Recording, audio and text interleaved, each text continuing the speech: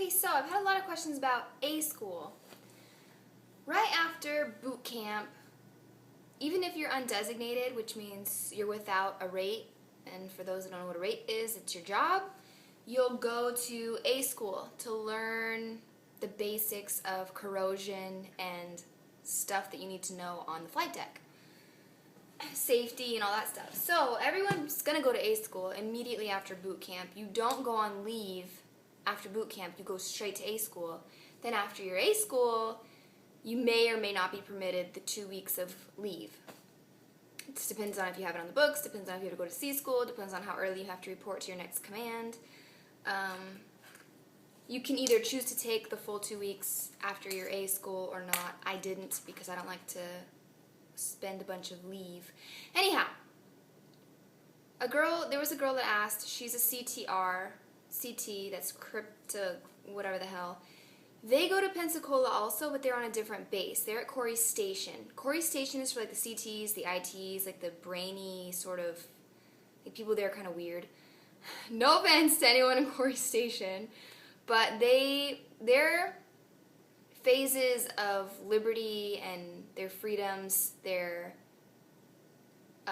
clothing restrictions are all a bunch, it's a lot different, not a lot, but it's more lenient for them, I guess because they are smarter, because they're CTs or ITs or whatever, and they don't have bad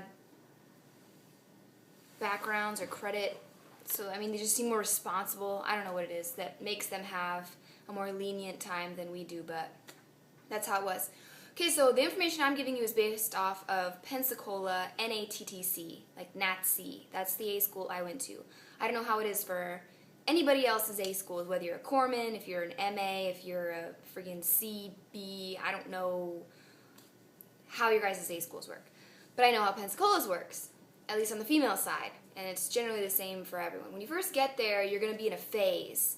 They call it phase 1. You can graduate certain phases after a certain amount of time, and it's regarding your liberty and things that you can do. When you get to Pensacola, you're on phase 1 for 2 weeks. That basically means you cannot wear civilian clothes. You have to muster, which means like take roll, every night at 21:30, 21:45, but you have to be out there at 21:30 because you have to be 15 minutes early to each muster.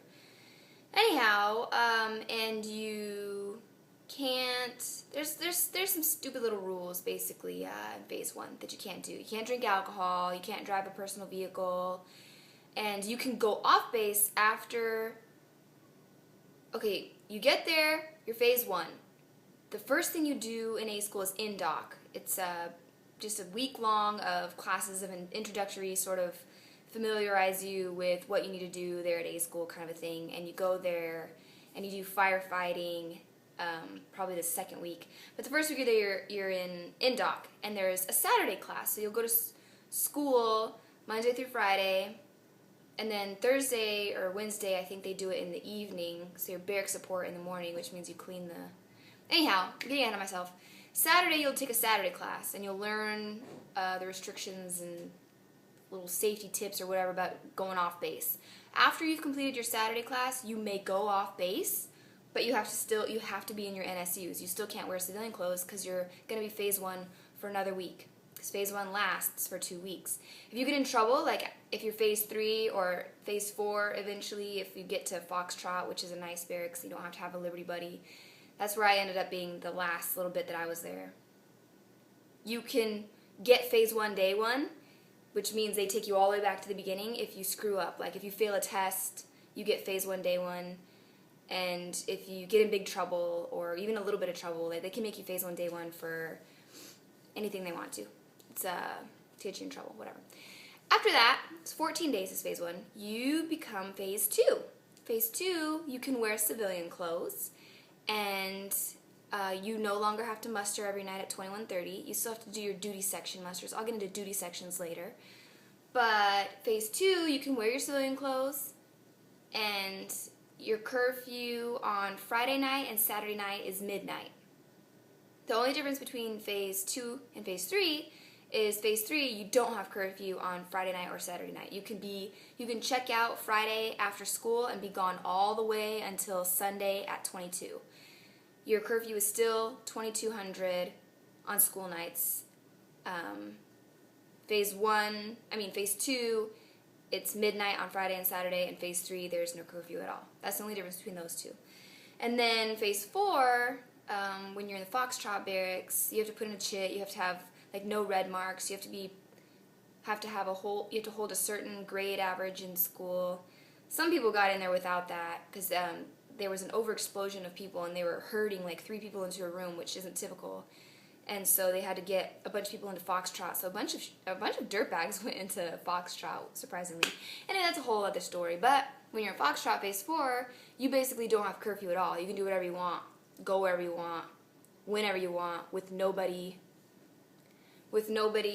there, with nobody to be your Liberty Buddy. Let's see.